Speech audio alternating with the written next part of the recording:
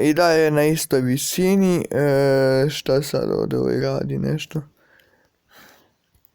Ne znam. Ovo su ti sad pukuje 5 munja ovdje. Tačno ovdje gdje ovaj zavijutak, tu su pukuje. Tačno tu. I šta će sad da bude s ovim avionom, ko će uspjeti da sleti u Tirot, ja ne znam. Pobjeda, 7378 AO. Šta se radio? Malo sam morao jevi ga da snim, ali dobro. Brate, evo sad je tamo kod Trebinja.